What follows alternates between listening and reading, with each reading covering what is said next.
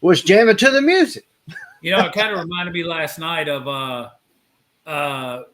who was it? Was it Roman that come out and the woman was back there on the big don't. Oh yeah. Hey, Dad, man, I was like, man, I could just picture ours like that. You know what I mean? Oh, hey, I just got a notification on my phone. Gladiator Wrestling Podcast is live right now. Live and in your house. Get that clicked over. What was that? I really need to learn to play with this thing. Learn how to do it. Because it's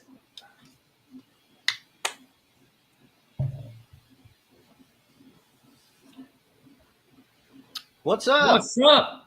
Oh man, that's a new one. Is that the new person I wasn't here? WSG Figures 1486. I think. Well, what's up anyways, buddy? My brain don't work so good. Good thing with figures. Hey, Mom. Yeah, we'll get into those. I can't wait to show them.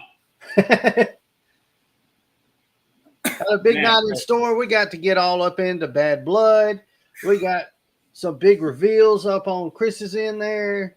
We've got some minor things on AEW Dynamite and Collision. Yeah, we're literally just going to talk about Dynamite because. Yeah, I'm pretty much going to I look at the very first thing on Collision, and then the rest of them not. Well, the very first and the very last, and then we're done. That's pretty much how that's going to go. Dynamite was the other. I'm trying to think of who the other dude was, but I'll get to that. I'm trying to think, man. Okay, so we're starting with Dynamite. Do you think that's where we're going to see Bobby and them? Mm-hmm. Like Bobby, Shelton, man. Shelton's good, man. I've always been a Shelton Benjamin fan. And it's so sad to me that he never really got what he should have got. I think his biggest problem was always he's never been a promo guy. It's always been like if you put him in the match, the match is going to be for him, yeah. The match is going to be amazing. Shelton Benjamin's going to outperform everybody out there, but when you put a mic in his hand, crickets. Kurt was talking for him then, wasn't he? Because Charlie Haas wasn't. Yeah. That I can remember. Well, Charlie Haas was all right. They were a good tag team, though. Hey, I'll tell you that much. Well, I see that, Fleming. What's going on, buddy? Hey. Our favorite Roman guy's in. What up? We're gonna talk about it, Fleming. Let's run through some AEW first, all right? Let's go ahead and jump right into that. We had Ricochet versus Ospreay. Opening match for the AEW International Championship. It was of course they went out there and blew the roof off. Yeah, they gave it what, an A? A plus? It ended in a draw. Which is kind of I hate that. Hey, I hate that, man. AEW has gotten pretty bad about that. I hate that, bro. I'm not gonna lie to you. At first I was like, I'm glad that they, you see, because we don't ever see time limit draws in WWE. Or if they're going to, was it a time limit match? Let me see. Well, no, all AEW's time limit because they'll say it before the match. Okay, yeah, it was time limit, and they both wanted to restart. And let me guess, 5 more minutes. They began trading strikes, and Takeshita come out and interrupted it. I believe you, brother. That was pretty deep. And that was crap. Yeah. I mean, I'm sure they'll run it back because that's something everybody was looking forward to. Wrestle Dream, maybe. Two. So, but Wrestle Dream or that one, man. Hey, what's that one we're talking about with Kenny fucking Omega? I got it pulled up. We'll talk about it here in just a minute. Woo! I can't fucking wait. But yeah, they just they brought back the time limit draws, And that's great. And when you use it sparingly, it's one of those things that you need to know can happen, because if WWE pulled that out of their ass all of a sudden, I'd flip over in my chair probably. Yeah. But right now, if AEW does it, how about another time limit draw? Okay, so that's 2 this month. So that's their 5 more minutes, And if they do it and do the 5 more minutes and you get a finish, that's great. If you do the 5 more damn minutes and you don't get a finish, then it's absolutely worthless. That's my guy, Fleming. I love me some Kenny Omega, bro. He's coming back. We'll get to it in just a sec. Paige and Juice. Oh, yeah, return, didn't we? Didn't we have a return? Oh, a big one. My other favorite. Adam Page versus Juice Robinson. Of course, Page was just beating the shit out of him at the end of that. Page got the win, and he tried to hang him. Yeah. And somebody had to come out for the save, and they already had attacked the Guns backstage, so they couldn't come help. Switchblade. Hit the damn Switchblade music. Yeah. I like me some Jay White, brother. Oh, I'm so happy he's back. He's back. Now we can get some Osprey Jay. We can get some fucking, hey, man, now the line that's getting up. Don't say his name. But I hear what you're saying. We don't want him in that either. Yeah, we definitely don't want him in there. Then we got Serena Deeb versus Britt Baker. Now, man, Serena Deeb is actually pretty fucking good. It's just I remember her with Punk. Yeah. Oh yeah. She's good. Yeah, she's hell on wheels in that ring. Except for that one guy. Except for that one move she does where she rolls them over and they're apparently stuck.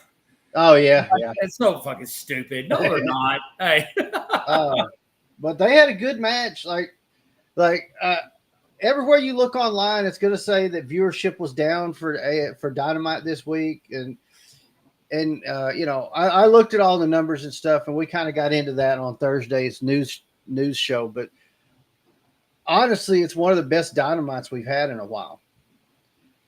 1, 2, 3, 5 matches. So, but Britt Baker got the win. It's good to see Britt Baker back.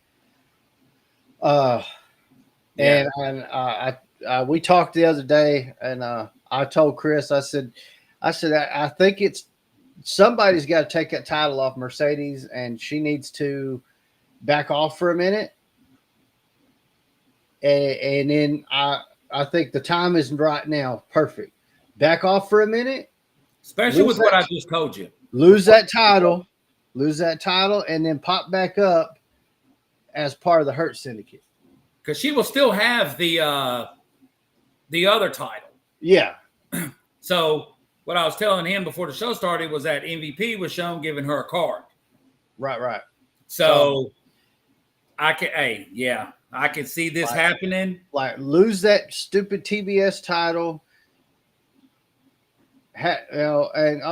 She can't be here for the next few weeks because she's defending her other title, and then she popped back up and what's up, Lone Wolf? Up.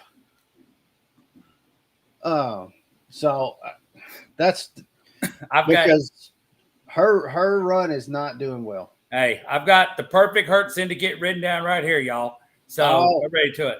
Let's hit it. All right, so we got MVP, of course, is the main one as the mouth.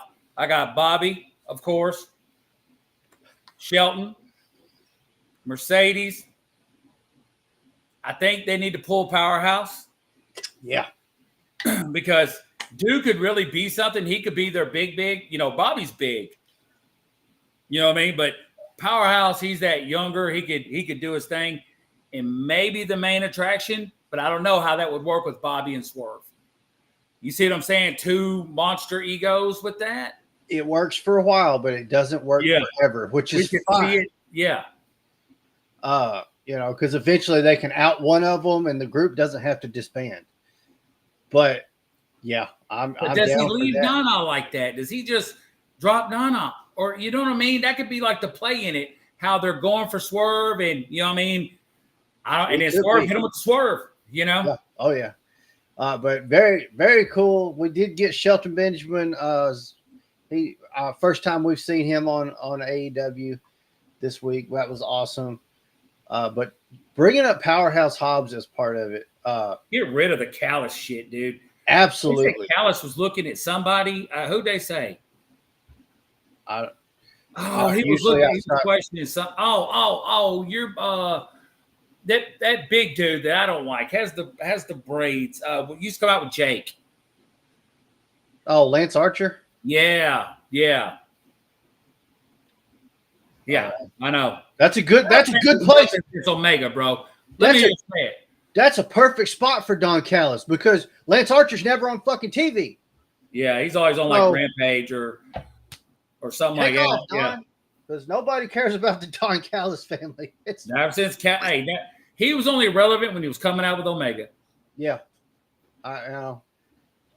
But I like the idea of Powerhouse Hobbs getting to work with guys like Lashley and Shelton Benjamin, especially. Yeah, you know, and even Swerve. Because Swerve is awesome, and he's got all the tools. Yep. And these, Shelton Benjamin and Bobby Lashley have been around for a while, and neither one of them are chumps. And MVP's a hell of a mouthpiece, bro.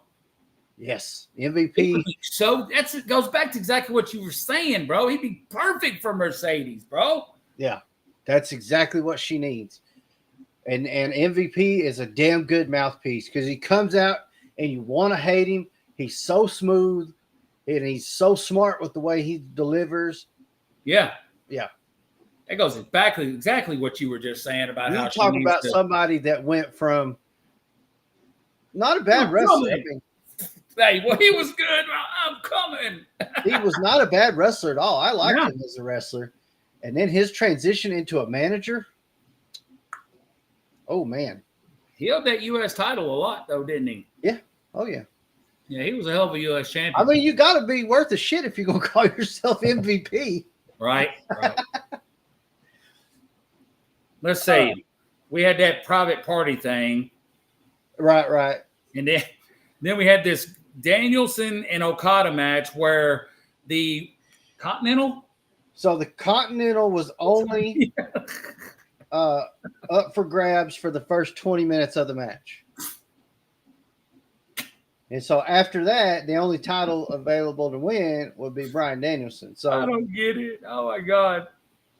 So let's just put it this way. So look, let's just say they go about it, right? And at the 21st, like Danielson pins him at the 21st. That was like, or he pins Danielson at the 21st minute. You know what I mean? It's like, okay, this is just weird. Well, the only way, like if Danielson had 19, he don't win Danielson's title. You know what I mean? If Danielson had pinned him at the 21-minute mark, Danielson gets the win, but he doesn't get the title. Well, what if Okada would have pinned him in at the 18-minute mark or 19-minute mark? Would he have gotten the heavyweight title? Yeah. Heavyweight title was after the 20 minutes. His title was up for grabs. You see how it's confusing? His title was the whole match. The only one that had a stipulation was Okada's. And the biggest problem with that, other than it's a stupid stipulation, is it is a stupid stipulation made to protect a wrestler who doesn't need it. Yeah. Like I know Okada's having fun. He's being able to not be the top guy and he's being able to do his thing. But I'm kind of ready to see fucking the New Japan Okada. Yeah. Sorry. Okay. Let's see what else happened. Well, we had the big announcement that I showed you about Kenny, and he was talking in man, he speaks Japanese so fucking good, bro. And that's why they loved him so much in Japan as well. You know what I mean? Because he didn't need a translator.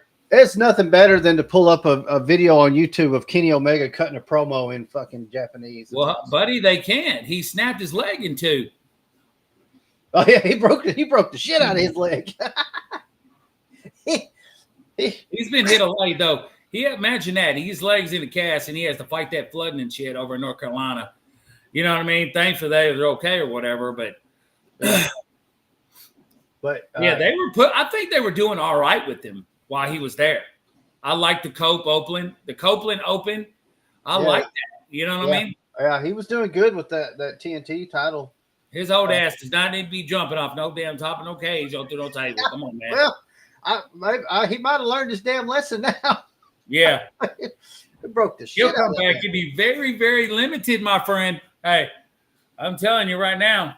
But this video of Kenny Omega at it looks like some kind of press conference or something. Yeah. How he's doing. And he's talking about how he wants to partner with Tanahashi and take on the Bucks at Wrestle Dynasty. And I was like, Wrestle Dynasty? Hold on a second. So I looked this up. And this sounds like should be one of the coolest shows of the year. How can we watch it? Adam Copeland versus Christian. Yes, that's a hell of a rivalry. And how are we going to be able to watch this match? That's something we're going to have to figure out. Wrestle Dynasty is an upcoming 2025 professional wrestling pay-per-view event co-produced. Hold on, I'll probably have to take a breath.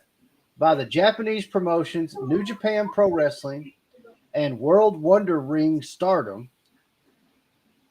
The American promotions All Elite Wrestling and Ring of Honor, same company, but okay.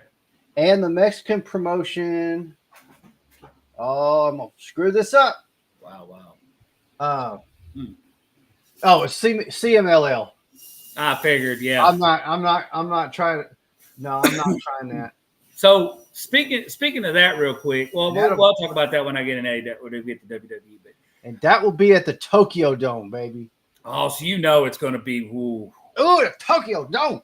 Yeah, that's where I fell in love with Kenny. Hey, the Tokyo Dome and the Cow Palace. Hey, it is the night after New Japan's Wrestle Kingdom, and he was dressed. This will be Wrestle Kingdom 19. And he reminded me of when he was the cleaner. Yeah. Yeah. Kenny looked good in that press conference. Yeah. And I hope that everything's fine and he is doing nothing but get in tip-top shape right now. You know what I mean? Yeah. Bullet Club Kenny was, man. I can't get my head around the roster that could be a part of this damn show. Yeah. But hey, I hope Jay White's there. I hope fucking Okada, Omega, Tanahashi, all of them do. Hey, Takeshna. Man, the Bucks, you know they're going to be there, dude. If it's Japan, they're going to be there. Oh, yeah. You know, it's going to be we can only get the damn OC. Well, sorry. OC now still, the Good Brothers. Yeah. They're just getting – I'll get to that. It's when somebody brought up Penta tonight. I'll get into that. Yeah, we're getting into it right here in about 3 minutes. Beat them up. Hey, about 2-3 minutes. We're getting into it. Yeah, it won't take much longer. But I am super excited about Wrestle Dynasty. I hope that we can somehow get this. What is that on? January 5th. Yep. Come on, work. Oh, you're pissing me off. Now, there it goes. January 5th is a Sunday. All right. If we can pull that off, that's going to be a live watch along, guys. Yeah. If we can figure out how to get it on.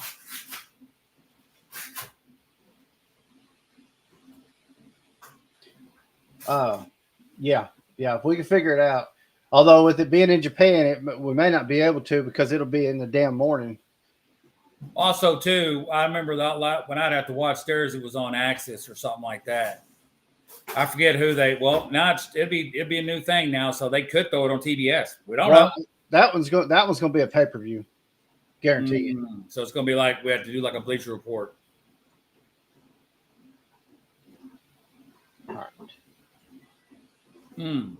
Check this out real fast. All right. There's only two things of note, really, that happened on Collision. Right off the bat, Darby Allin comes out. He has a match with Johnny TV. After, hold on, I lost it. After the match, Darby wins.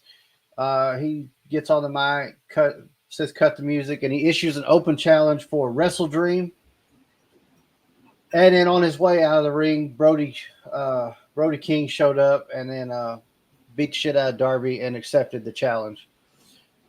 So that's the only reason I'm bringing it up is it's a match now for Wrestle Dream. Other than that, didn't they have a good one though? Oh, they had a killer match. Yeah, it was like a coffin or something.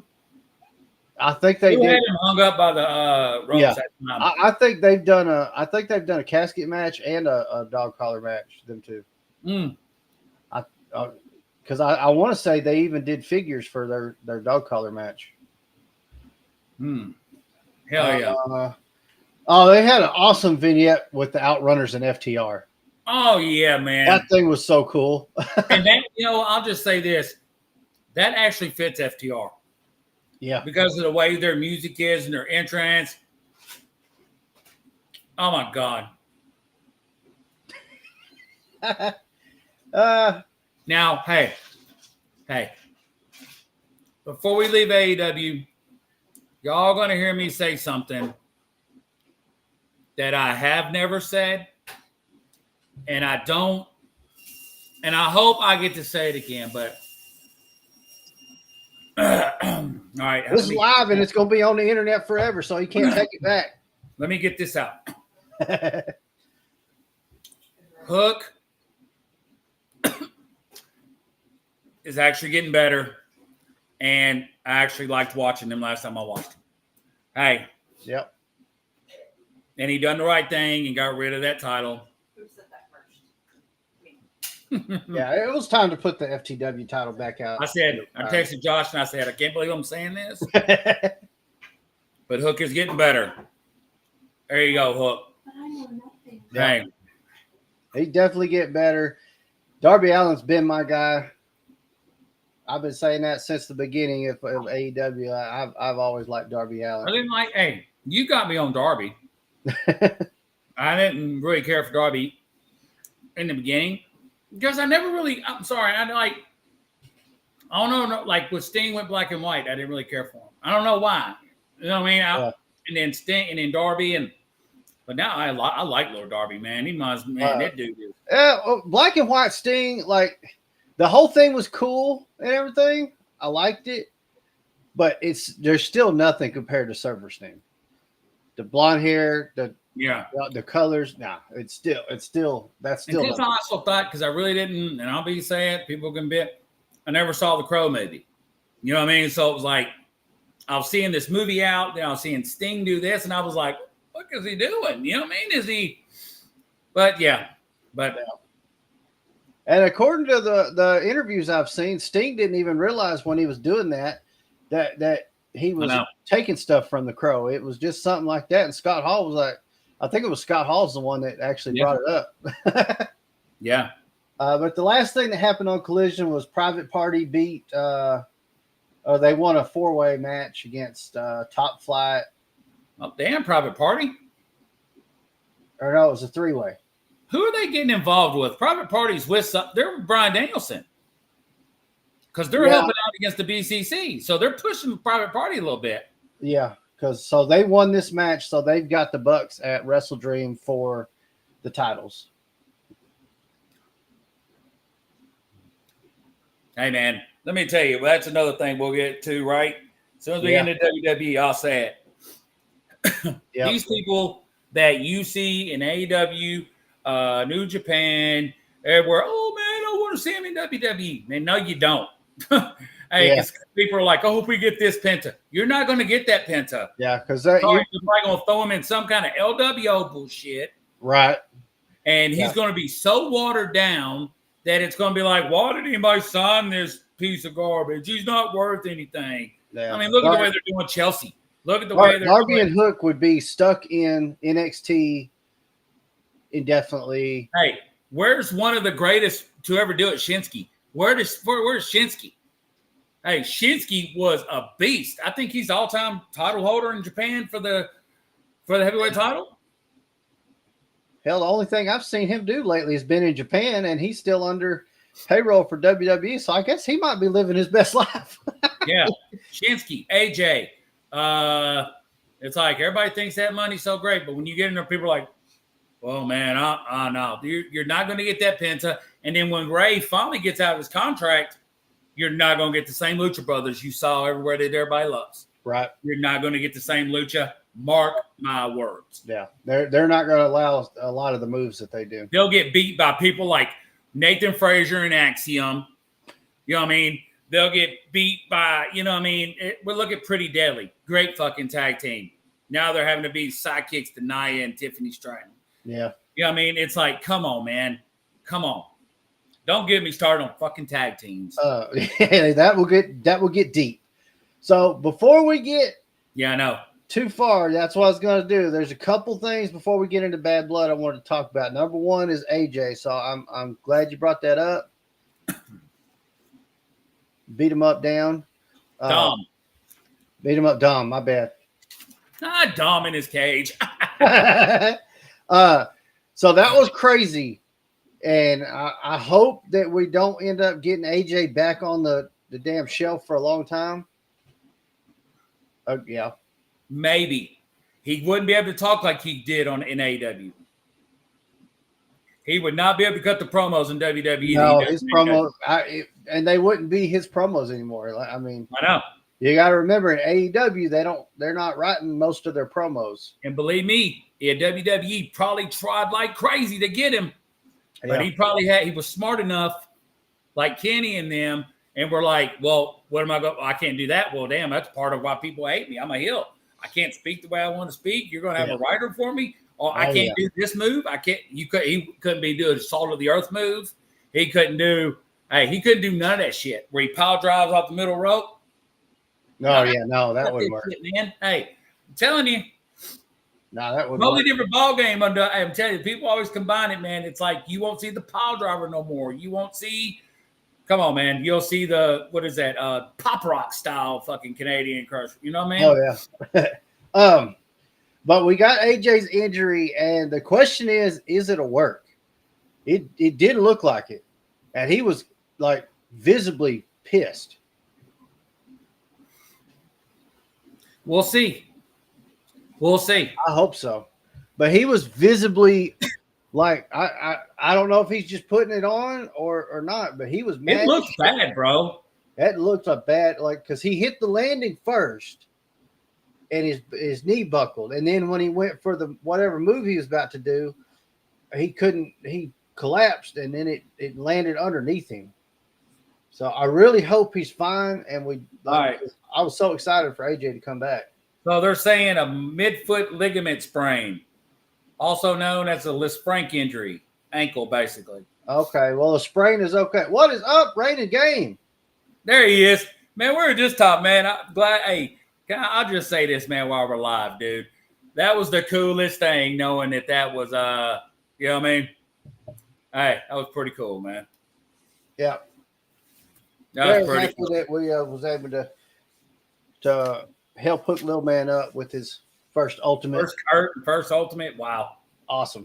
I mean, can I real quick, since we're talking about ultimates? Can I? All right, last thing, and then we'll do his thing, then we'll get to Bad Blood. So we had a vignette on SmackDown. I don't know who that is. It's the Motor City Machine Guns. That city was Detroit. Oh, okay, I saw that on Bad Blood. They said coming soon. Motor City Machine Guns, they're coming. Yeah. And they're going to be. Are you talking about that Stone? No, on SmackDown. I thought you were talking about the Stone. Who's the Stone? With that thing's on Raw. That's going to be the Viking Raiders, I'm certain. But on SmackDown, there was a vignette. It was short, and it was like just zooming through a city street. They showed it on Bad Blood, too. Yeah, that's going to be the Motor City Machine Guns. Coming soon, yeah. So that'd be cool. They should be debuting on. They should be popping up on SmackDown the next couple. Oh, I hope so. Don't go NXT. Oh man, that'd be so good. And what I was reading today is it was never planned for them to hit NXT. They were always planned to go. Good for them. You know what? I have always liked Motor City Machine Guns. I've seen them. I saw them live before they were a team. Hey, SmackDown, you know that's who they got to go through to get the tag titles. Ooh. Yeah. It'd be easy, though, with DIY and, you know what I mean? Street Profits have been ever since that they got with Bobby. Did you notice that? Ever since they got with Bobby, that time they just went. Right. I think as a setup from the jump because they knew Bobby was leaving and they're going to wash down the Profits. All right. Yeah. I'm going to see if I can minimize myself and give you the full screen to do your nice. reveal. Nice. Give me a second. I just want to show this one real quick, man. That's all. Hold on. All right, guys. Josh, you still there? Yeah, I'm still here. All right, so it finally came, and I just want to show. Well, no. I'll show these to you first. Everybody knows. If y'all don't know, I'm also the Chase collector on other sites. So I got this bad boy first. The Booker T. Chase. And then, buddy, didn't think it was going to happen, but I got the brother. Hey, Booker T and Stevie Ray, the Chases. Yes, sir. Super excited about those. But those don't ever get opened to everybody. So those, you know what I mean? Those are literally just wall pieces. But this baby will get opened. And I hope I hear a good reaction from my partner over there. So this is what it says. It kind of threw me off when I first seen it. I was really mad. That's all backwards. I can't even read it. WWE, Shawn Michaels, Ultimate Edition, action figure. I was madder than hell. But it ain't, though. This is what we got. Nice. There he is. There he is. Unopened. Buddy, we've been talking about that, Josh, haven't we? Hell yeah. Nice. And I'll give a shout out to Music City Toys and Collectibles, man. Really wasn't nothing. Had a couple of points to get it knocked down. You know what I mean?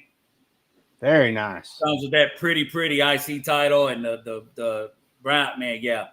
Really like it, man. Yep. All right, back to regular schedule programming. Now you need to get that Imperium set. Oh, God, yeah. I know, man. I know, Rainin. Hey, buddy, you have no idea. I didn't know, man. I didn't get the Harley. Hey, I didn't get the Shawn Michaels. I was so mad when I looked at the box. I was like, hey, this is how he shipped it. It wasn't in nothing. It was just in this box. It wasn't combined. I was like, but give a shout out to Music City Toys and Collectibles, Watertown, Tennessee. Oh, shit. Watertown, Tennessee. Man, good guy down there, man. I was like, oh, man, he sent the wrong. I was thinking, damn, I ain't even seen the Shawn Michaels Ultimate Edition yet. But, yeah.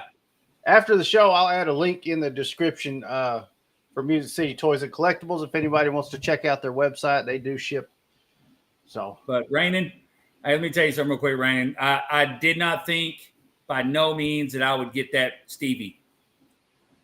No way. I told Josh, I was like, there's no way I'm going to find the Stevie. There's no way. I was looking at Macari. I was looking everywhere, and they were going for, what I tell you, 85, 90? Yeah. And then my buddy, man, when those SummerSlam shippers were hitting stores that had those Monday Night Wars figures on them, we went out on a hunt and hit, God, I think between the two of us, like 5 different Walmarts that day. Yeah. And we found a shipper at every one of them, I think. Not one of them had a Chase figure in it. Nope. And then a sidekick came in, and that's how I got the Booker. Yeah. As soon as I saw the blue, snatch. All right. And I was like, well, I don't think I ever get it. But my buddy Richard, I can't remember his site's name, but he's got a Macari site. That's all he does. And believe it or not, guys, all I did to trade that was one Hot Wheel. Hey, I traded one Hot Wheels. Is it called a Super Chase, Josh? Super treasure hunt.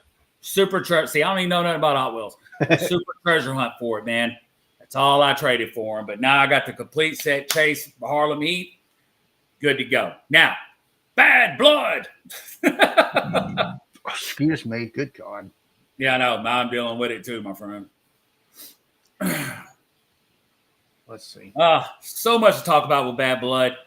So many ups, so many downs, so much shit happened after the show.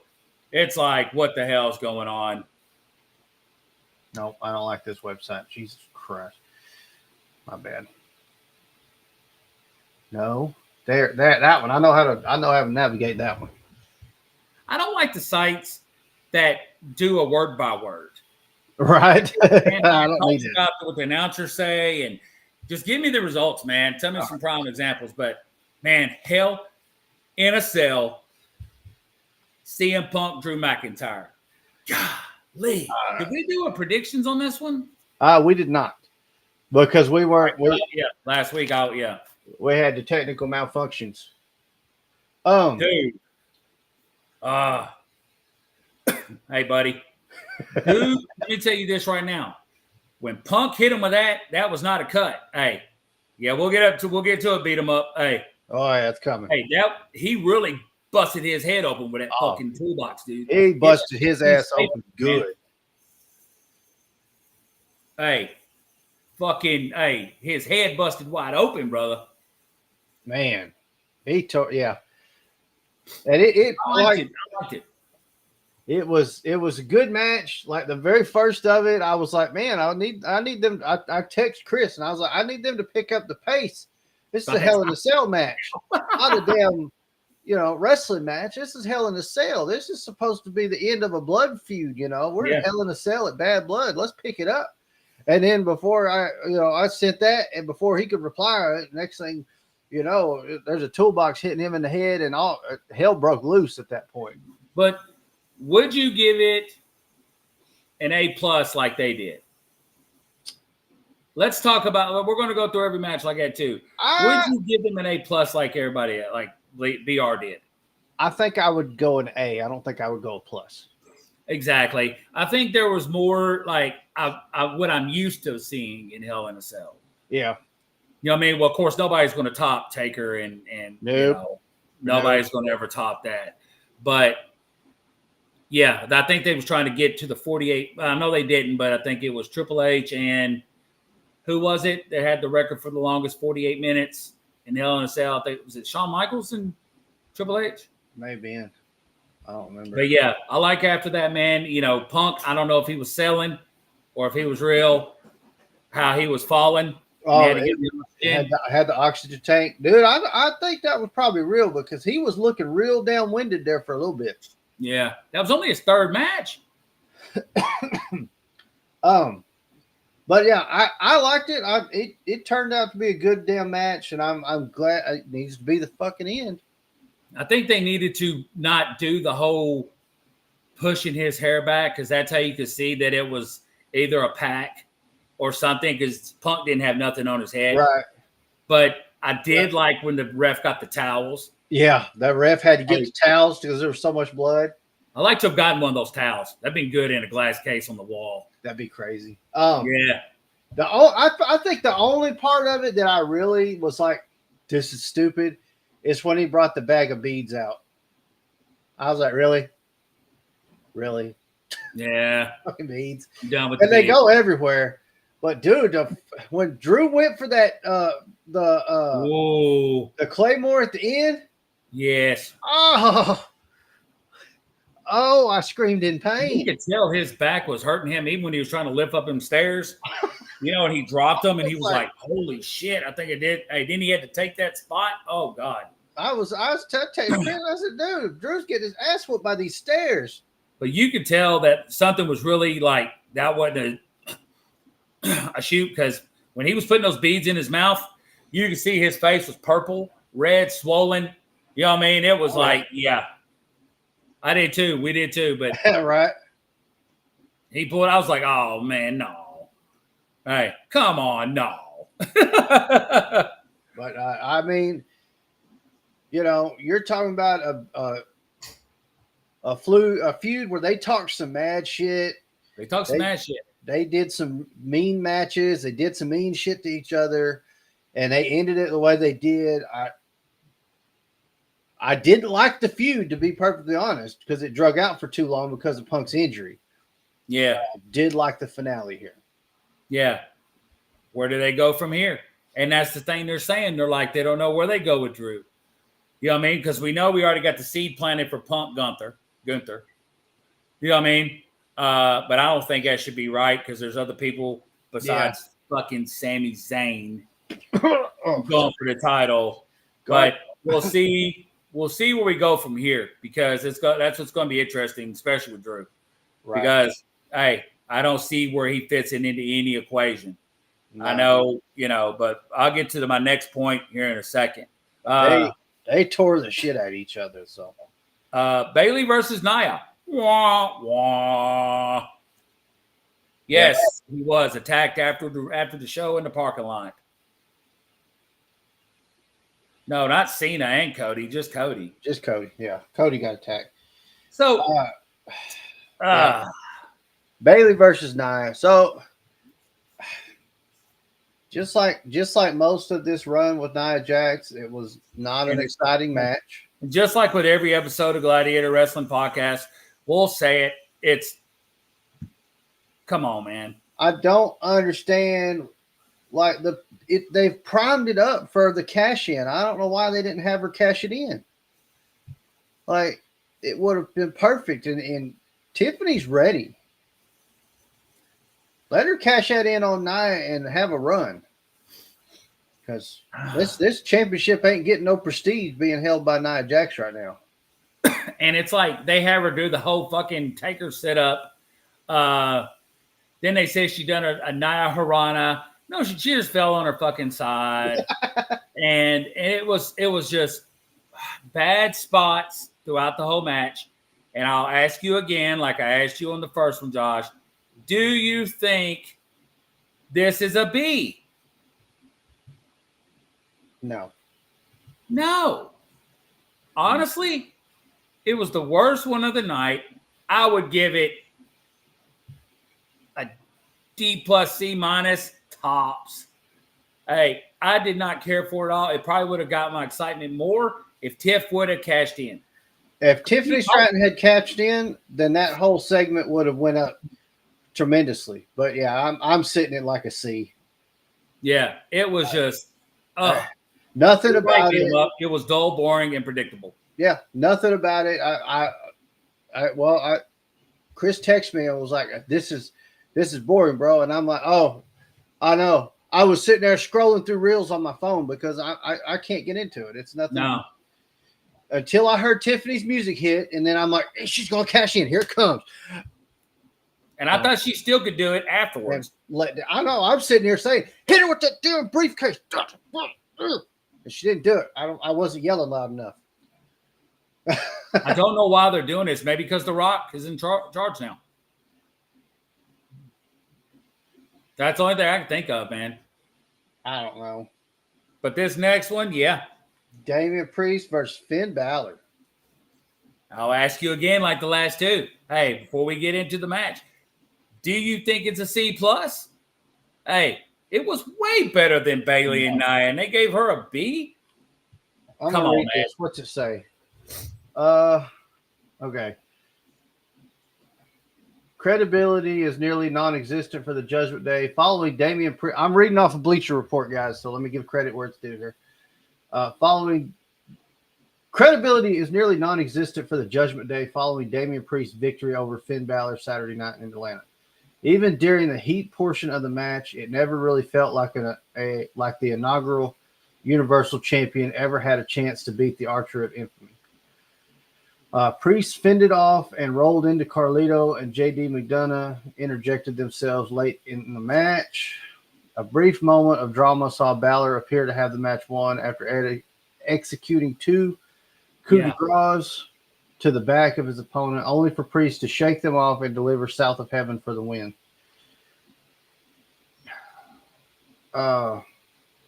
They had a numbers advantage.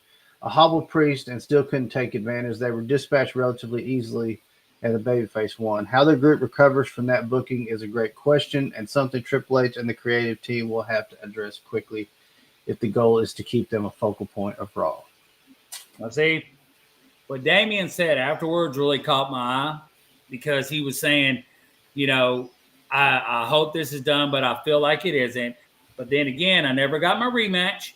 Yeah. And I've also never held the IC title. So here's what I'm going to say about Bleacher Report giving this a C+. What do they got for top moments real quick? Priest yeeted Balor across the announce table at one point. And this was the coldest match of the night, likely because the crowd had zero belief in the heel. So that's the biggest problem here. So number one, I almost see why from a break it down fully point that it may have scored low. Because you've got one half of your tag team champions, right? That just went out. And not only he went out with two guys trying to help him, hit his finisher twice, and still lost a match. Yeah. So, on a standpoint of looking at what they some booking that's not going to be good for Finn Balor and Judgment Day. Yeah, exactly what Beat 'em Up is saying. Yeah, he did know. Those were some mean ones to the back of the head, though. I was like, everybody knows I like Finn. Once again, it goes back to what we're talking about. Hey, Finn was amazing in New Japan.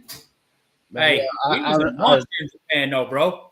I don't know what the point of him no-selling the two finishers was. He started the club. Oh, yeah, he sure did. He started the Bullet Club, man. So I kind of see where they gave it such a low grade from that standpoint.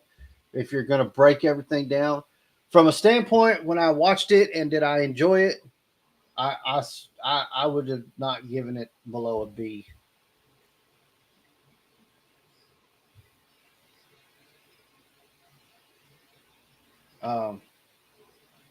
But I see, I see problems now with trying to book the Judgment Day because the point there is that should be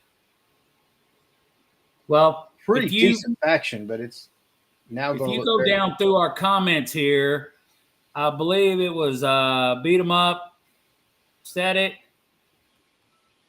Said something about the White Six maybe coming after them. Oh yeah, that was that's up here. There you go. Yeah.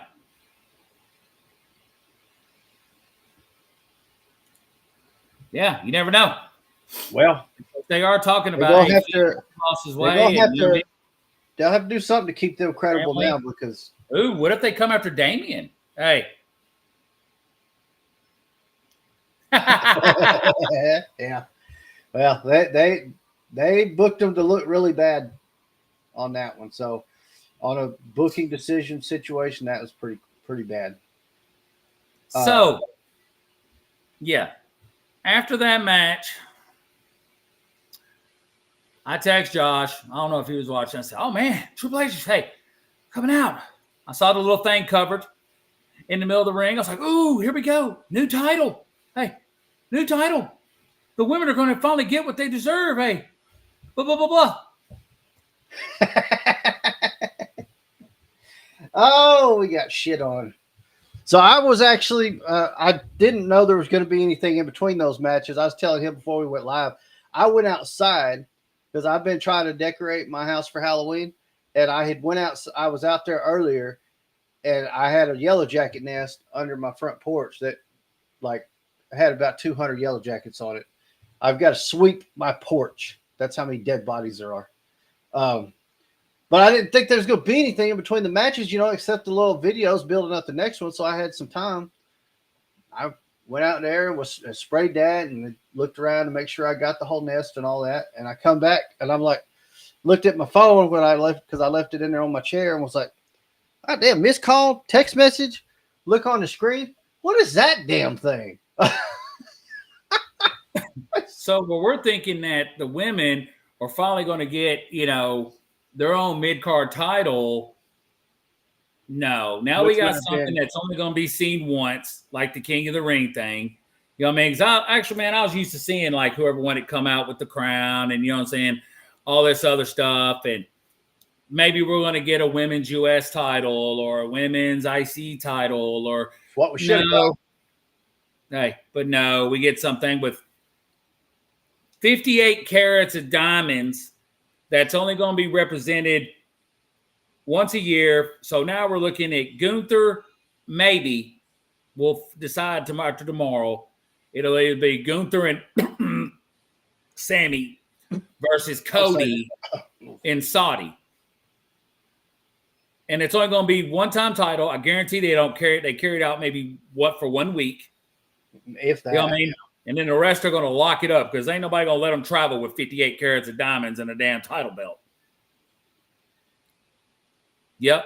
Yep. Second-hand King of the Ring. And they say it, and I'll say it. They all say it's because The Rock made that decision with TKO that no, let's instead of putting the women, let's make this title make the Saudi prince happy.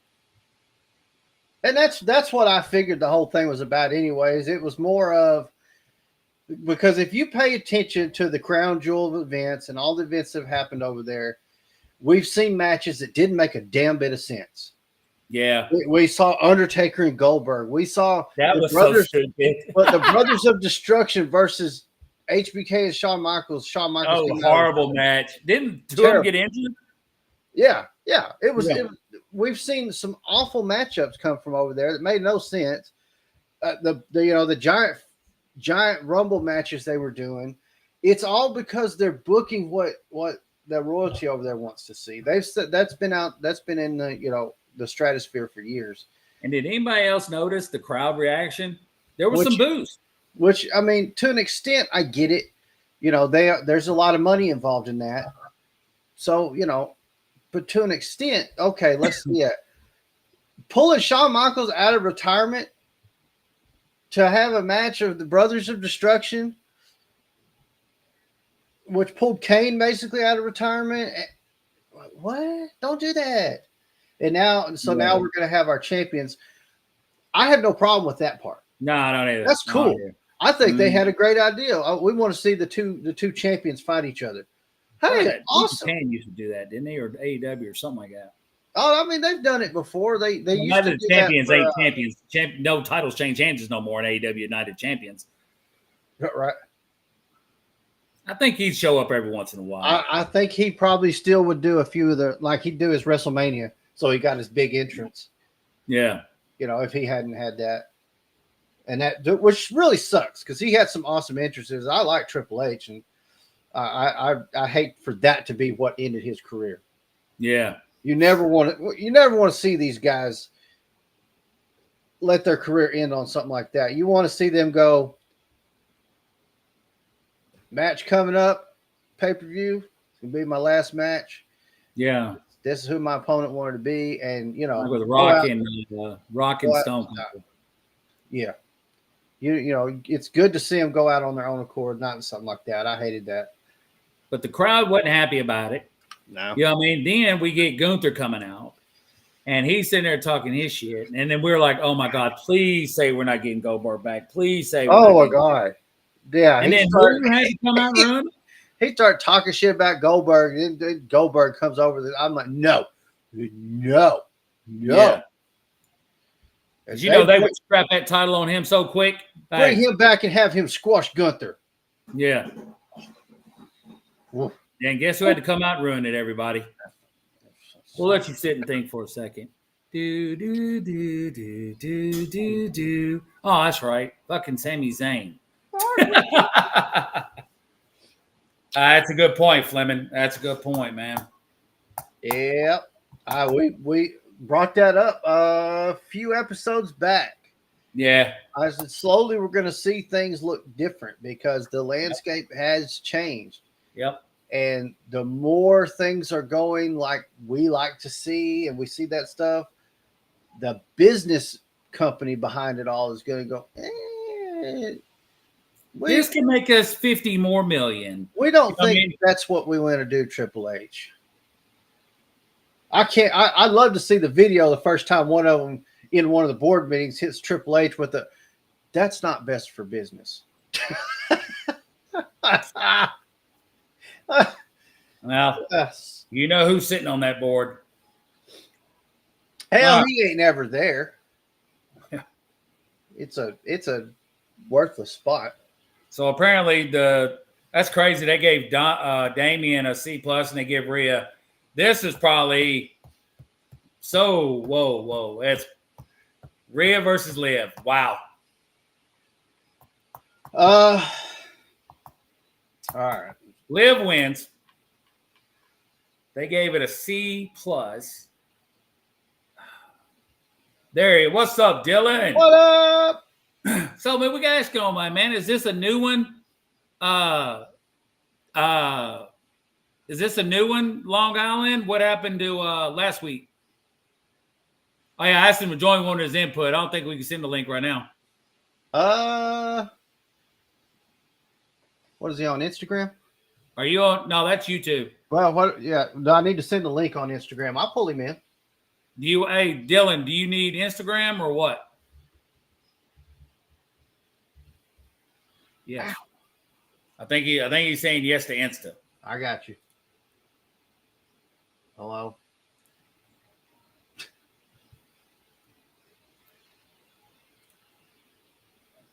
Really?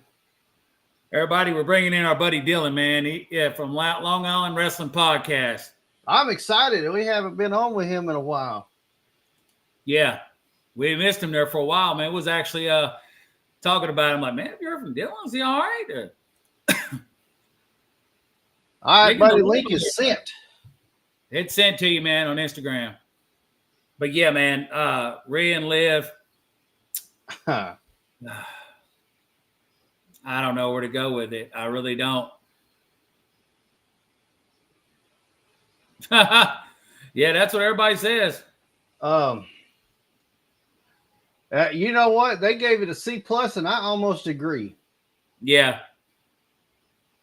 Me too. I mean, I just didn't understand it, man. It was like it was a gimmick. It was like, you know what I mean? As soon as I heard Shark Cage, I knew it was going to be a joke. All right. There we go. He is. What's up, buddy? Going on? How are we? Long time no see. I know. Yeah. How's everybody doing? All right, man. Talking about this Bad Blood. It wasn't bad. Hey, we're It talking was bloody. about huh? It was bloody. Damn It sure. wasn't bad, Yeah. but it was all right. It was all right. We're talking about this Rhea. We're actually at Rhea and Liv right now. Okay. How we kind of, felt the predicament of the gimmick and how I don't think they were expecting that reaction with Raquel. Well, it was like a silent crowd. It was. I was dead. And then she tried to put Liv for the pin. It was like, come on, man, the match is over. The referee in WWE belongs in the NFL because he's at least a lot more alert when there's fouls going on than anything else. All right. Yeah. That's first and foremost. Welcome back. Right. No. So yeah, I definitely, it sucked because I missed Raquel. I've been away for a little while. I had to get a new job and stuff like that. So it took me away from the podcasting for a while. And when I came back, I wanted to start fresh, kind of like from square one again. I felt cheap kind of going back to what I already built and whatnot. So I wanted to start fresh. But while I was trying to do that, I started rewatching a lot of stuff that I missed. And, Liv and Rhea's feud had substance. It didn't have enough to keep us going, adding Jay to it, adding the fact that Finn, Carlito, and JD kind of broke away, adding the women's championship as something of a namesake value to it, and having Liv finally have a really great run as women's champion was exciting. All of that was cool to see. I was worried that they were going to do a lot more of the let's just reenact Liv, Rhea and Dom with Liv and Dom, which they kind of are. in a sense, in many aspects than anything else. But again, the execution of bringing Raquel back sucked. 100%. Yeah. It was a botch from beginning to end. Yep. The whole setup was I'm going to go to Dom as Rhea. I'm going to go to Dom. I'm going to play and kind of stalk my prey before I pounce and toy with Dirty Dom. And as that was happening, Raquel was supposed to come in and be kind of like what we saw later on in the show with Jimmy, play very well to helping Liv retain. That was a good one. Yeah, like helping Liv retain the belt by the assistance of a former tag champion, continuing where Raquel and Rhea left off before her disappearance. Because she was gone for 7 months due to health reasons. I'm hoping that they're not going to play this like a Mercedes and Camilla. What's her name? Carmella. I'm hoping they're not going to play it like this, man. But the only difference is Mercedes doesn't work. Hey, you should have been on earlier because we were talking about how there was a scene where they saw MVP giving Mercedes a car. Yeah, well, I have a very fun theory for her because MVP could do the talking for her. You know what I mean? I have something to add to that. That a new friend of mine on TikTok just kind of posed this question, and I think you guys might like the idea. But going back to Raquel and everything, it was crickets. It was silence. Yeah. It was sad. It was bad. It was and just the refs realizing what was happening, calling the play, being like, nope, disqualification. Rhea, Liv, and everyone looking at each other. Raquel in the ring, standing for those couple of seconds, like what just happened. Liv then being thrown on top of Rhea. I was just like, right, this is what's supposed to happen. You saw Raquel go, God damn it, I fucked up. But it wasn't her. It was the ref. The ref, when he went to check on Rhea, too quickly turned around to see Raquel grabbing Liv. Yeah. And when he put that 2 and 2 together, it was oh shit, Raquel did this, it's a disqualification. And that whole re-entrance into Raquel sucked. It sucked because I missed her. And I'm very upset that she got what she got in return because that was a botch through and through. They've already confirmed it, that it was a botch through and through. And it just absolutely was trash. It was straight garbage. Just like the Giants. It was straight trash. And, what are you going to do? Clemson getting beat by Vanderbilt, you know what I mean? Yeah, I mean, dude, Jesus Christ. It's like having Daniel Jones as your quarterback. But it's like what Josh said too, man. He was like, look, you could tell like something was off.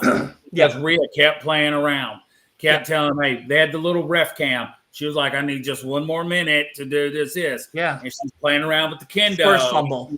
It's like and Dom's hanging by his ankle, and it's like there had to be a signal saying that Raquel was not in place yet or something. Yeah, it looked more or less like everybody was in place, and the ref looking too quickly back and noticing Raquel getting to her next spot caused the fumble of a lifetime. Yeah. And it just ruined it. It ruined it. But now I wonder, tomorrow night, do we get Raquel? How do you recover? Is my question. Good question. Raquel. And how long do we get Raquel? It's like her health's very important. She has a very rare you can see what was she at last? She was overseas, wasn't she? She was at it's been 7 months. So minus 7 months from today. Elimination Chamber. That's where you tell she was in pain. Yeah. Wrestling with that skin thing. In, Australia. Yeah, you could tell she was not comfortable. No. So Yeah. And that's what makes this botch suck so much worse, because Raquel is really good. I was happy I was hoping for her to come back. I'd heard the rumors, and I was like, this could be awesome. Yeah. Not so much. It would have been. It would have been great. Mm-hmm. But I just want to say, while I've been away, I still have been keeping up with you guys on TikTok as well as on YouTube and stuff like that. You guys have been doing great. I'm really proud of the both of you. How far you've grown from meeting you guys last year, and now the back It wall. don't seem like that though, man. It doesn't, but you know what it is. It's true. Like, look at your guys' walls. I'm now. noticing something. I don't mean to cut you off. Is this a new haircut? Is this a new? Yeah. Well, people started calling me Danielle, and I'm kind of thinking, what you got the new shoot job now, so you must. Yeah, listen, you got to look the part. You know what I mean? You yeah, gotta look the part as a script writer for AEW or WWE. You know what I mean? You got to look the part. So, man, I believe me. If you was to get on AEW, either one of us, it'd be a lot better script writing, man. I'm telling you. It'd be great. It'd be great. I have a lot to say about AEW. But no, it's very exciting. I'm very happy to be back in the wrestling scene. It's been about a week. I just came back Monday, and the old channel it's still there and everything. But I felt like I would be cheating coming back after like 4.5 months being gone and all that work that I put. Yeah, it was like 4.5. Yeah, it was about 4-ish months. I left April 2nd was the last time that I made anything, and then I just came back now. We're going into. I was asking everybody. I was literally reaching out to other people that I think we did that watch along that time. I was reaching out to them. I was like, man. I asked Josh. I said, man, where the hell is Dylan at, man? We ain't seen nothing. I think that was for SummerSlam. Yeah, SummerSlam I didn't even watch. I tried watching in a Discord server with a bunch of buddies WrestleMania Night 1, and I fell asleep during the show because I work for Coke. I work for Coca-Cola now.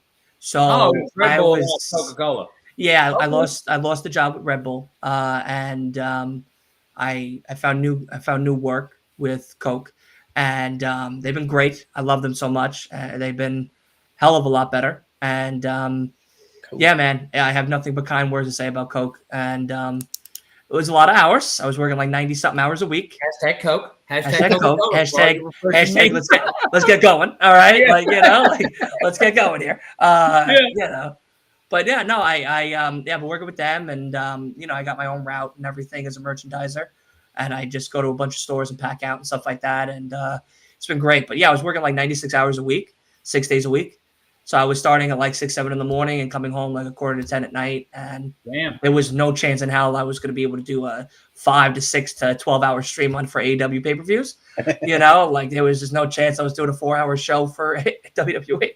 Like I was coming home like just crushed, soul crushed, absolutely just annihilated. But it was good. I needed it. And now we're slower, which is nice. You come back, you're better. And that's what we always say. Hey, sometimes – this is actually an important thing that you just brought up. This is what we need to get to. Sami Zayn, you need to realize this. Sometimes, man, it's best to step away for a little bit. Yeah. And come back, and people will get to you and enjoy your comeback and everything else, man. Because I don't know if you've been watching, dude. We're just not on this Sami Zayn train. Yeah. It's Yeah, I can't. I get it. I understand. I understand the frustration, and this disheartenment. I get it. I do. Yeah. It's how I kind of feel about certain things happening in both companies. Yeah. A lot. We already know who I love on the other company, man, and I'm so glad to see him coming back for that Wrestle Dynasty. Yeah. On the 5th of January. You know what I mean? Oh, man, I can't wait to see Omega. And he looks just like the cleaner again, and he is going to be woof. Yeah. It's exciting. Yeah, he's been working really well in New Japan, and I hear really good things. I'm very excited to have him back soon. Hopefully he shows up at Wrestle Dream. That's kind of one of my, maybe this could be happening moment, cool. And that would be very, very cool. But, going – about this last match, though, real quick. The solo?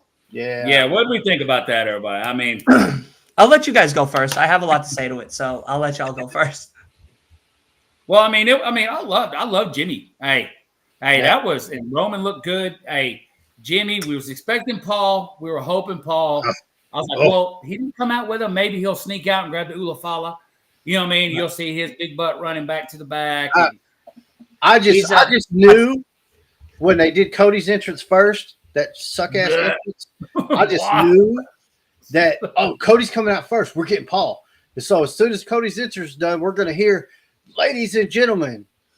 Yeah. And then when the music hit and he come out by himself, I was so mad. I was throwing a fit in my living room. Yeah. So, And then you're like, oh my God, dude. Man, come on, man. Give me Paul back. Paul's still in MSG. Then I had to ground my daughter. My daughter's grounded because she was at a birthday party, and I had to pause the main event to go pick her up and then come back and finish it. So she's well, like your daughter, Paul Heyman is still grounded at MSG from the table spot. So I don't think he's moving anytime soon from New York to come back. Speaking of table spots, weren't you supposed to take a table spot? I was supposed to. Yeah, my partners. We all kind of disband. It's just a solo project now, and it's better this way. So yeah, I know. I was very excited about that table spot. I'll be honest. The invitation's always still open, brother. 4 years from now. Oh, I'm coming. It's happening. I'm coming. I literally that most likely will be my first Mania. Most likely, I will be coming to your neck of the woods, and I will be getting absolutely annihilated and watching WrestleMania, maybe just night 1, because night 2 I might not come back to. That's my game plan. So we already said if we go, man, we're just staying downtown all weekend. Hey, I'm not leaving. I'm not leaving. No, I'm not dealing with that Nashville traffic. Nope. I'm so excited to come now. I got a bunch of people that want to come too from other places and stuff. It's going to be a really big. It's going to be a huge party. Said we do like a big podcast like thing. All of us get together and we'll just broadcast. Hopefully by then we can be the ones. Honestly, we might just do a suite. Talk about this is Chris from Gladiator Wrestling Podcast. What did you think about Listen, we'll just do a suite. We'll all chip in on a big suite box and just get the food and drinks all right there with a big window and not even bother anyone else. It'll probably be cheaper than front row. It'll be 100% cheaper than front row. Absolutely. What if I take it from The Rock, man? That's what I want to know. Because I'm not getting the 1, the 2, the 3. I think he's talking all 3: Cody, Roman, and Jimmy, saying you're all dead to me.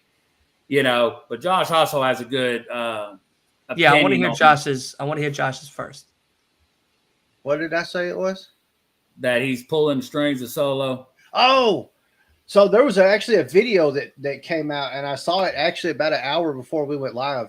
Mm-hmm. It actually caught because after Roman and Jimmy ran back to the ring to save Cody, which they should have just left him, but that's beside the point.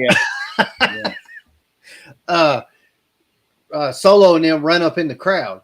So there's a video of them in the crowd, and Solo, it's right there, like close up. And Solo leans over and tells Jacob, as The Rock's coming out, it's all part of the plan. So it looks like it's probably going to come out that The Rock's the one pulling the strings behind Bloodline 2.0 or whatever they call it. I could see it. I definitely think that that's plausible. It's the only problem with that is does anybody really care when it comes to The Rock? I mean, I like the Bloodline 2.0. I like seeing Roman and Jimmy and do this thing. I think that's cool. I'm having fun with that. Yeah. The Rock adds nothing to it for me, though. Yeah, my biggest thing is this. Like, after Roman lost at WrestleMania, Solo stepped in as the new tribal chief, right? Mm-hmm. The good that he's done, before I get to just bashing the shit out of this poor guy, the good that he has done is he's brought in MLW's own Jacob Fatu, an absolute Tasmanian devil, sick psychopath. Yeah, he's brought in Tama Tonga and Tama Loa, and now they're just killing the tag team division. Like truly just 3 sick bastards. Just controlling, man. Yeah, just controlling. If we don't get Jay, we're going to get Zilla to be with Jimmy, I think. I'm going to tell you now, you ain't getting Zilla. It's not happening. Zilla has way too many indie shows and things going on. I'll put it to you this way. Though, because they said he wouldn't be no more. Zilla Fatu is currently, as we speak today, the reigning and defending House of Glory champion. Oh, hog. So, and I almost went to the show to watch that happen. I was invited, and I almost went to go meet him and watch that show, but I didn't. And I'm kicking myself in the ass for that one because that would have been really cool to see. I met a lot of them already, met a lot of great House of Glory guys, but it's definitely one miss that I'm upset about. I might be seeing Nick Nemeth on the 18th because he's going to be at House of Glory. Big good one. Yeah, I'm very excited for that one. But nonetheless, Zillow has a lot going on. It's not happening with Zillow. Solo is supposed to be the head of the table, right? That's the point of his gimmick. He is supposed to be the guy running the show now on SmackDown since Roman has stepped away to do the Rock movies and be Rock 2.0. Right. You know, continue the Fast and Furious franchise till 3076 or whatever the hell they decide to stop it. So, if that's the case, why is Solo losing? Why is Solo losing weekly shows when he's on during them? Why is he losing pay-per-views? Why is he losing big moments? What I wanted to see out of this match was Solo, Jacob, and the Tama Tonga twins all on the ring, all above Roman's body, because Solo pinned Roman with the ones in the air to establish dominance going into Survivor Series. Because for Survivor Series, 4 War Games should be Solo, Jacob, and the twins versus Roman, the Usos, and Sami Zayn. Sami technically is in the bloodline. Oh, man. But this is a perfect time for Sami to take the break that you want and come back in November for this. So, Solo has wrestled 38 matches this year and lost 28 of those. He has lost 10. Yeah. No, he's won 10. He's won 10 matches. Won 10 and lost 28. 28. And I don't know for 100% fact if that counts for last night. So out of 39 matches, he's lost a lot more. Not a good win-loss record. This needed to be Solo's night. The theme of Bad Blood was brother v. brother, enemy and frenemy, family and destruction, finishing and evening the odds. Yeah. And all that they gave us was a Great Hell in a Cell. Yep. A Botchamania. With 2, right? Well, you're talking about with Bailey and Nia too, right? Because unfortunately. With her Nia Harana. Hey, come on, man. All she did was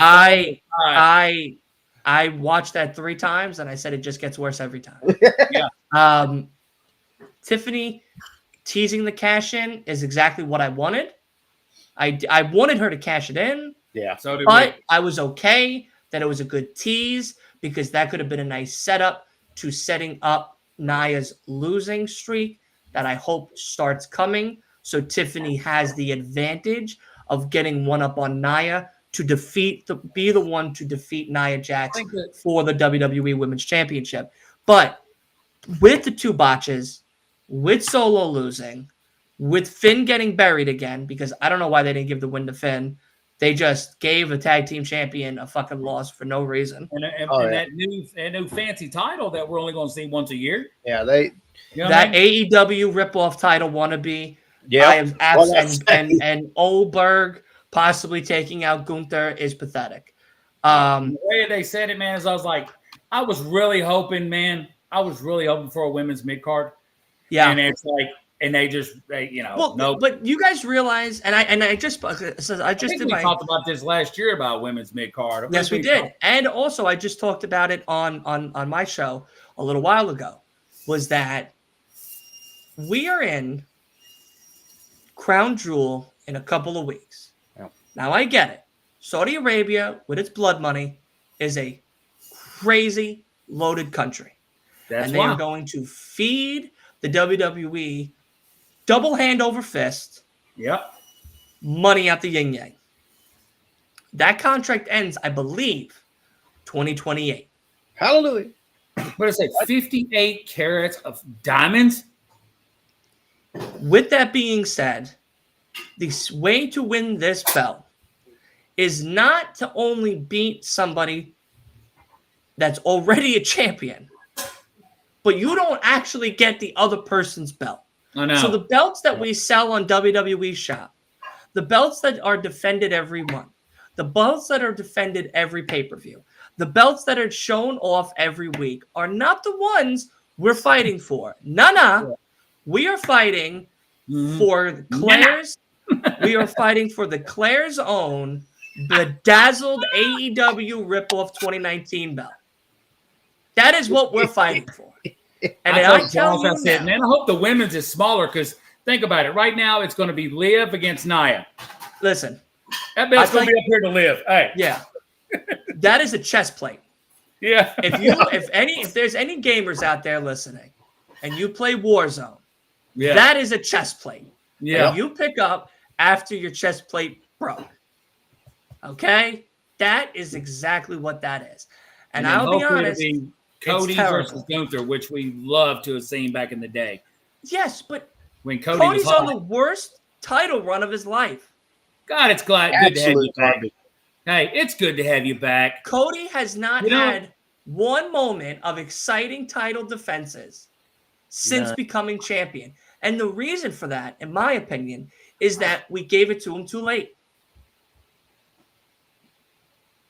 We let this bloodline. Thank you. You're on the same level as Gladiator. Yeah. Listen, the bloodline story lasted too long. It's still going, and it's still going. But if this happened last year into this year with Cody as champion, it would have made more sense. We could have had some fumbles, but we still would have been able to pick it up for Bad Blood, and we don't. We give it to Roman now. Turning on him now, so now you got Kevin Owens in the mix. But Kevin's not doing dog shit either. It's like, why? Why did they do that off script, like off TV, and like, okay, we're going to get a fan's camera view of it. It's like I would rather seen that on SmackDown last week. Yeah, turn on him.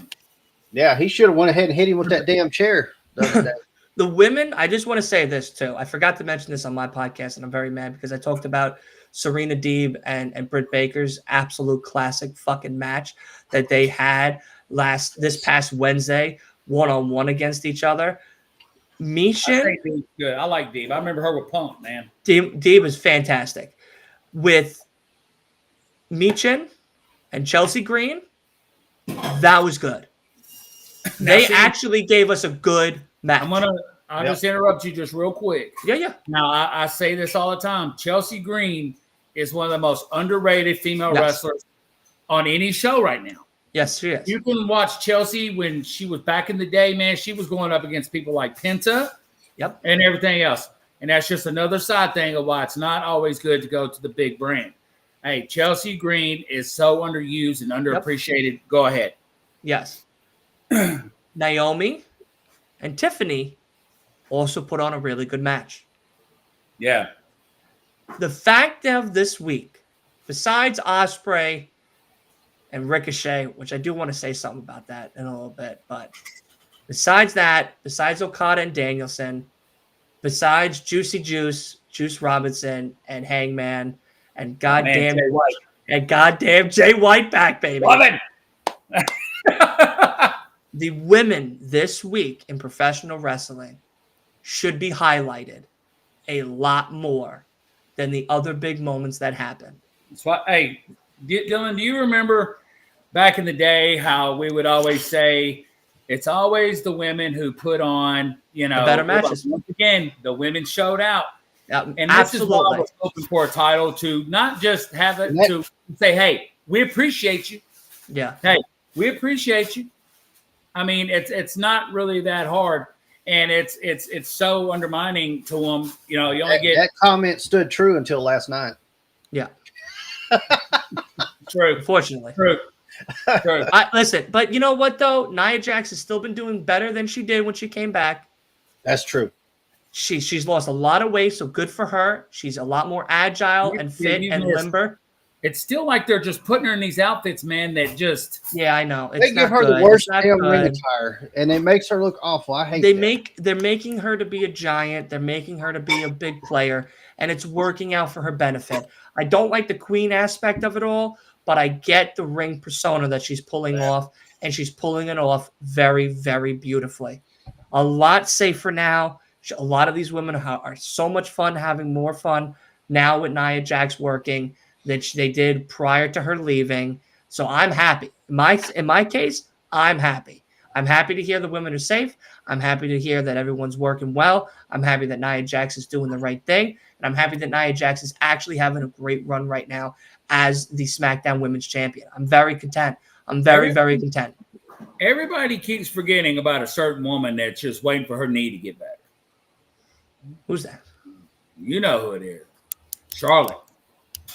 Everybody keeps forgetting about her and her 49 title. That's Tiffany's opponent. Yeah, she'll have her 37th. Yeah, 37th run. Yeah. Sure. Ric Flair will still be alive. Tiffany against Charlotte Flair, that would be exciting. Tiffany and Charlotte is what will happen. That'll be good. That will be, I think right now they're waiting to get Nia's reign a little further. Maybe Survivor Series.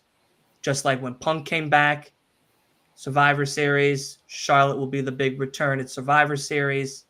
Because Crown Jewel, there's no need. They don't even like women over there. Yeah. Like, it's just, like, give us Survivor Series, have Tiffany win, beating Nia, and then all of a sudden, Charlotte's music hits. Yeah, because I'm content. Yeah. And I'm content. That's your Royal Rumble match.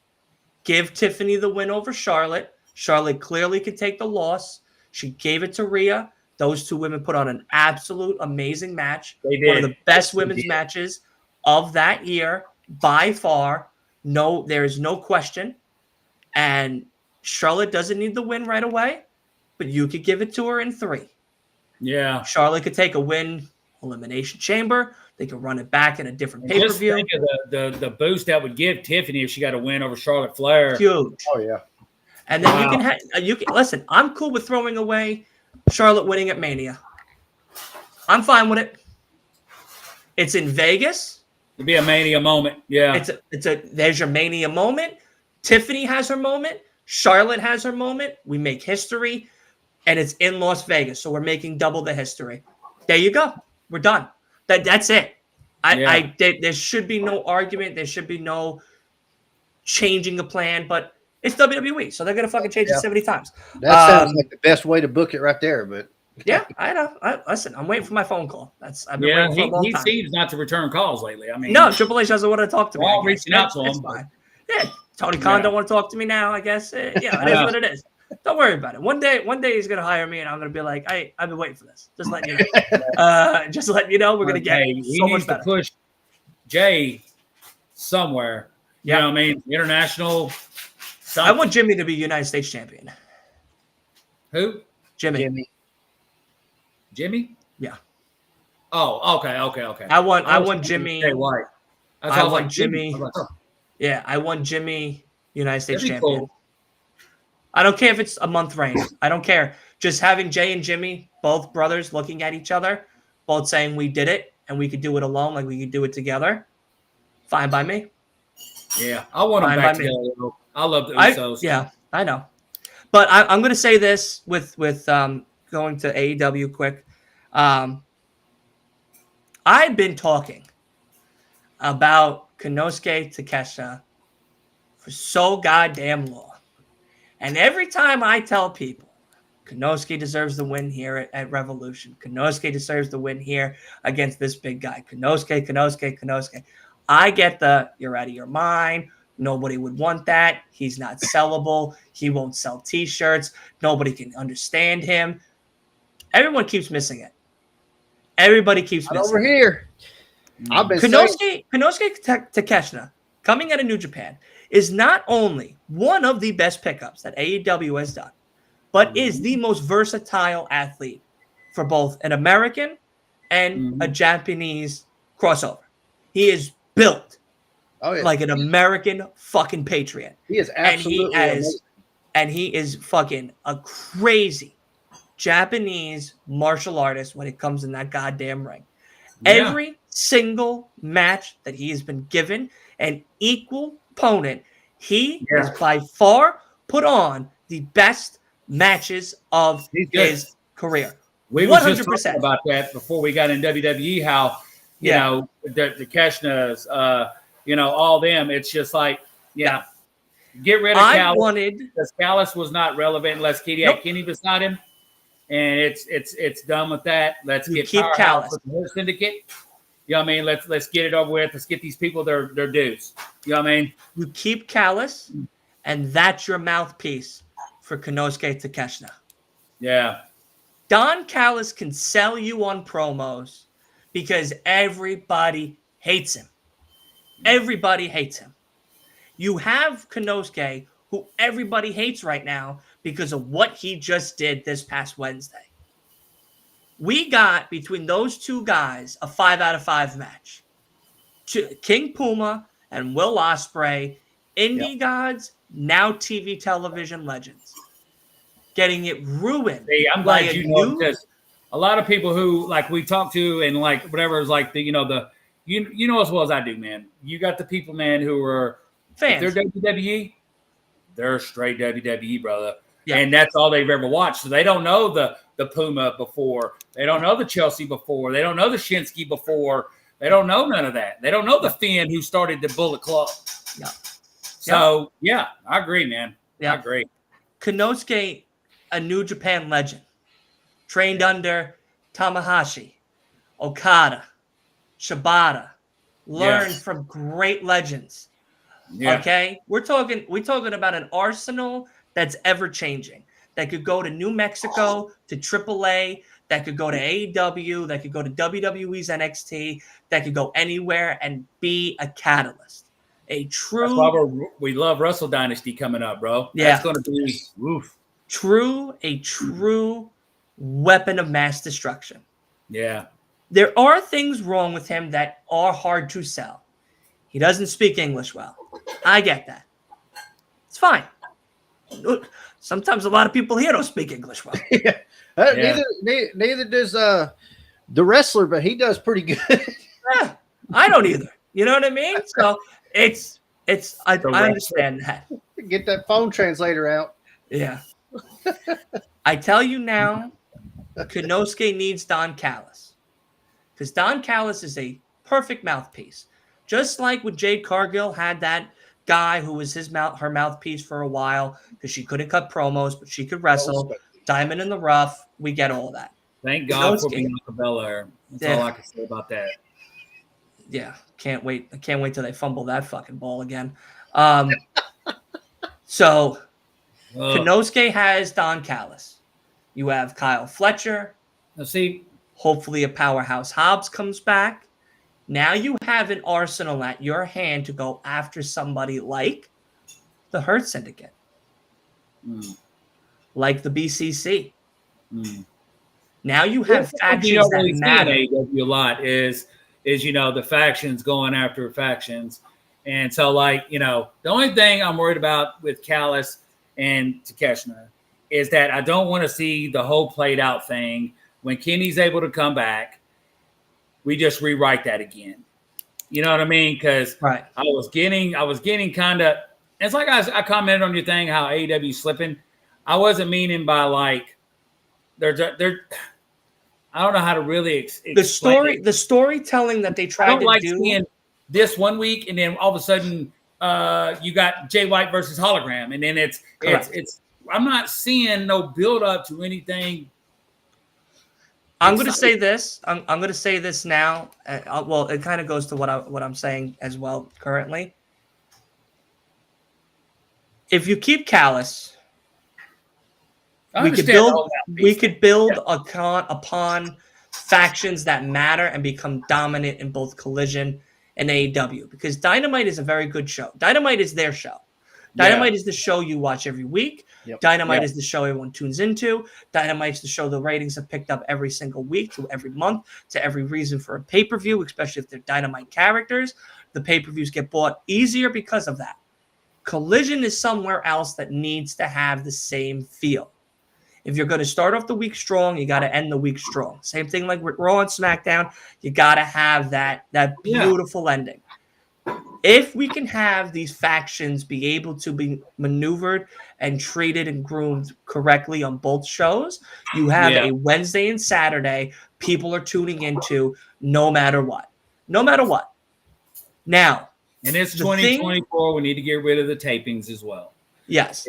The biggest problem with AEW is sticking to stories. Yeah. And the reason they don't stick to stories is they can't tell a story verbally, but they could tell one in the ring, which is their biggest strong suit that AEW has going for them. Yeah. But they can't write you a story. But they need people to write you a story. Yeah. Shane McMahon. As much as the McMahon name might not have, if Shane McMahon is coming to AEW, I think it would be one of the best moves that Tony Khan does. Yeah. Business-wise. Because at least then you can have a set writing staff that is writers than wrestling writers. As much as there is all that love for wrestling writers, sometimes wrestling writers are not the best. Or if they're good, the boss doesn't want to stick to them. Yeah. And that's a huge problem. And I don't know, I don't have any idea where that article went, but we talked about it a while back. Supposedly, AEW has a team of 20 working for its creative. They're creative. That's bad. 20. I'm like, they need to hand out like 20 pink slips. Yeah. 21. Give one to Tony as well. Yeah. Because creative is not. He just needs the money back in. We don't need to see him. We don't need to, And I don't want to know about Tony. Back to the old Bucks. I don't like this. To stay off TV. I don't care for Tony. I don't want Tony. Tony's not needed on my television. Not at all. Only his product is. Only Tony's products worthy of being on my TV. I don't care if he comes out before the show starts and thanks the crowd. He comes on after. He comes out there before the pay-per-view. He wants the TV that bad. Him and Renee and RJ City can do the fucking pre-show thing for 30 minutes. Whatever. He doesn't need to be on my TV. No. At all whatsoever. He doesn't need to be anywhere but in the business.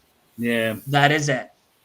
He needs to stop trying and giving up as much as he has when it comes to storytelling. Because a lot of these big-ass pay-per-views that have 20 fucking matches and start at 7 o'clock at night and end 3 o'clock the next morning don't do anything but hurt a lot of the stories that you build. Because a lot of them are squash matches. A lot of them don't show off wrestlers' talent. A lot of them don't tell any stories. A lot of them end stories when they shouldn't have been ended to begin with. Some start stories that don't need to begin with at all. Exactly. That's what I was, Yep. And I don't want to see a very good product fail because it's stepping on its own toes. Could you imagine what they could do if they had just the right creative? I mean, it would just be unbelievable. Yeah. We would have another war. We'd have a legit. Yeah. You would have a TV war. You know what I mean? And it would be great. Another war. The amount of talent they've got sitting on that damn roster is unbelievable. Get Ring of Honor. You got the Ring of Honor. You got the Rampage. You got the Collision. You got the Dynamite. You got It's like, God dang. I would. The only things I would change if I had the ability to change them is you keep Dynamite, you keep Collision, and Rampage is your NXT. That's it.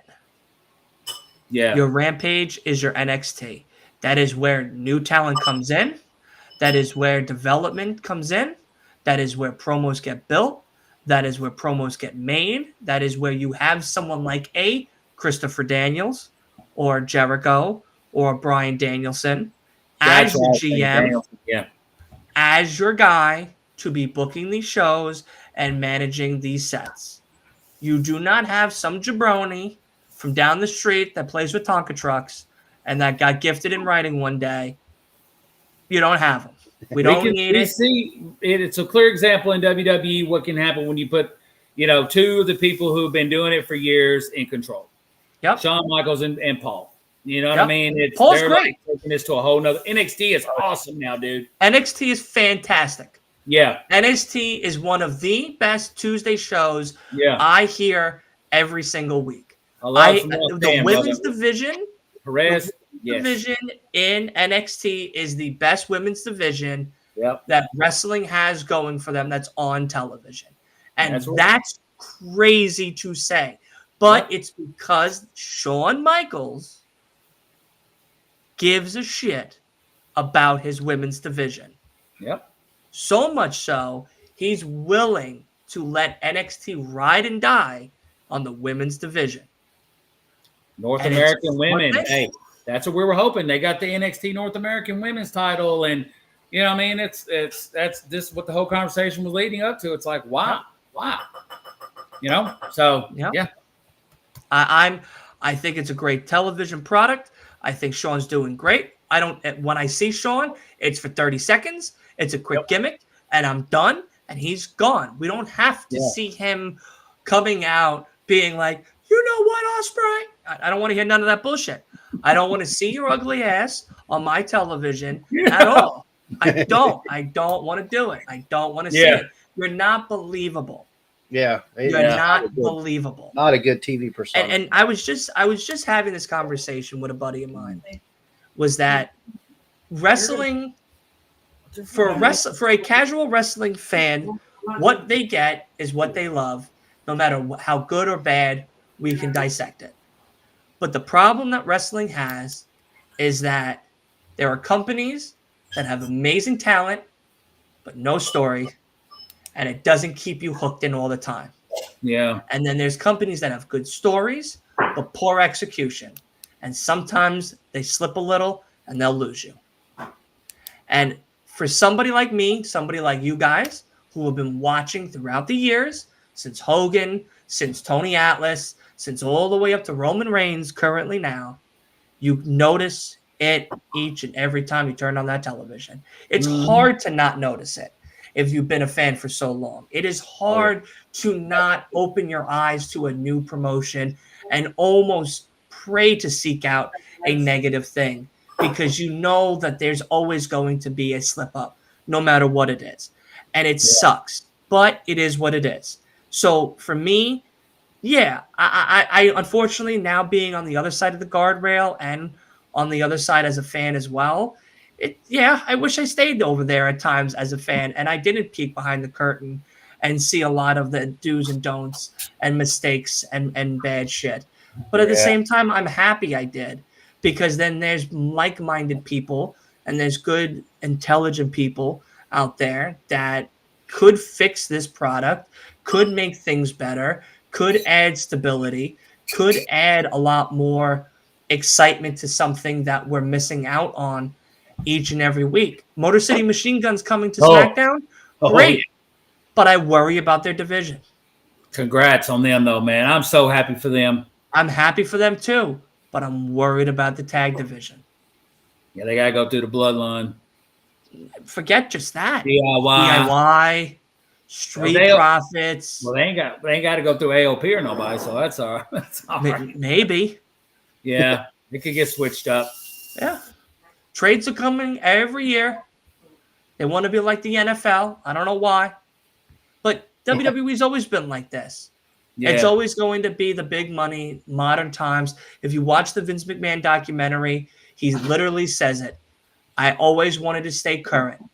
So whatever's currently happening on your television, we're talking about it in a light comedic, different type of way. Yeah. You know, you get somewhat diversity, but you don't. I don't know why we didn't have any black wrestlers wrestling at Atlanta on Bad Blood. Not a one. Not a Damn, one. I just realized it. Damn. And I was sitting there thinking you could call Samoans, but I mean, I was sitting there thinking that's why they made those three the hosts. But that's not good enough. No, it's really not. And when someone asked Triple H that question, how did he say it? I don't see color. But you do. Yeah. You made your women's champions host the show. And with Naomi. With Naomi. Yeah. And you had black artists on as hosts. Yeah. When Bianca and Jade could have wrestled. Naomi could have wrestled. Now, mind you, we had one, we still would be bitching about it. Why was it one? Champion, so they absolutely should have been wrestling. Correct. But again, Bad Blood's also the only pay-per-view that I can recall that is the only pay-per-view that has no WWE Championship defended or United States Championship defended ever in its history. Or IC title. Damn. That's big. That's another statement. Yeah. So, and it seems like they're not putting the tag titles on the PLEs anymore either.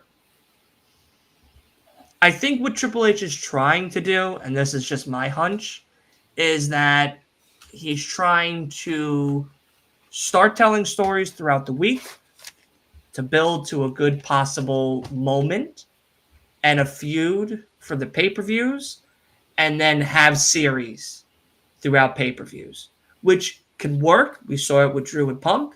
It was very good. We saw it also with the Bloodline.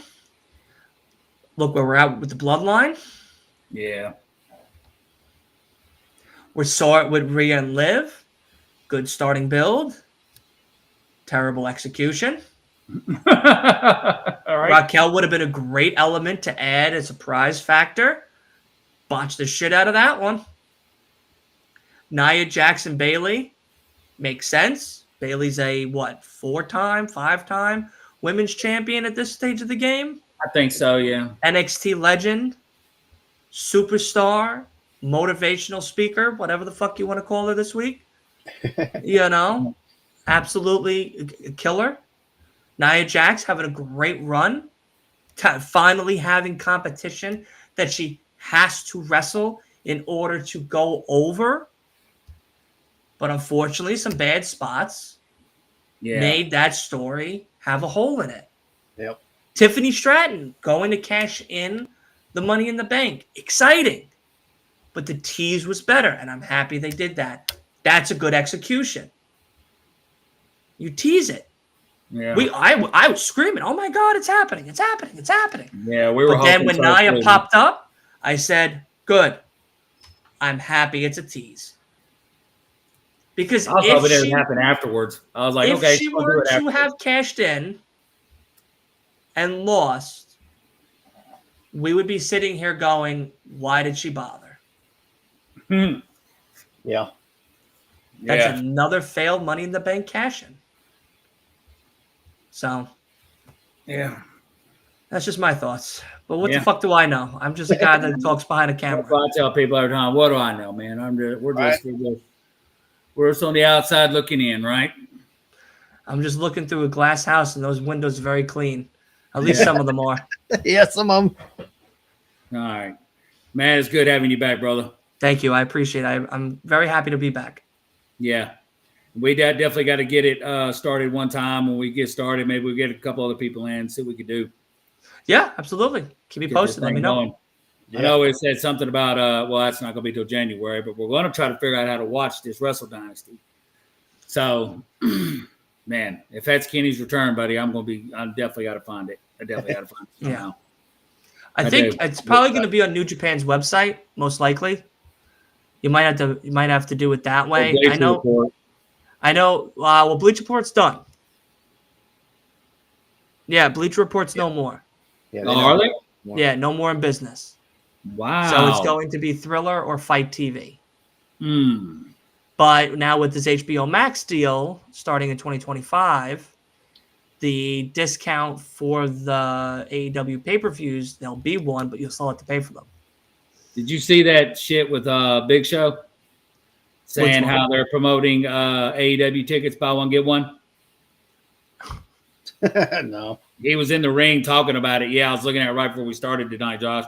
And it was him talking about if you buy one, you get one, and da-da-da-da-da. So that'd be kind of cool if it was true. Hey, come through, buy one That's ticket. not good, though. That's not good, man. Oh, it's not. Hey, they just want to get where people quit talking to shit about the fucking people not being there.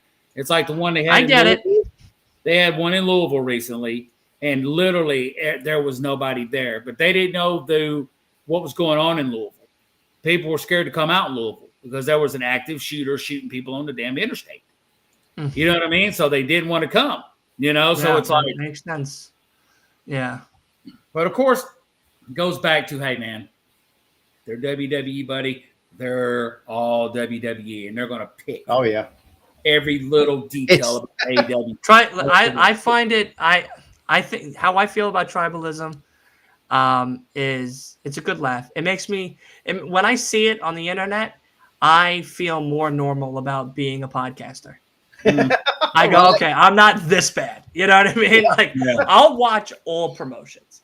I watch indie shit, for Christ's sake. We're wishing we could have got some TNA because they was doing TNA right down the road.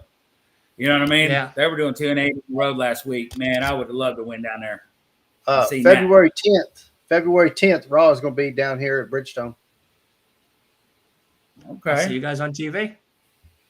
Yeah. I hope so. Hey, we did see last night, we saw one of the buddies we had met at Music City Toys and Collectibles. He was front row. I called Josh. I was like, there goes that dude that we met when Bailey was he was right there with his phone.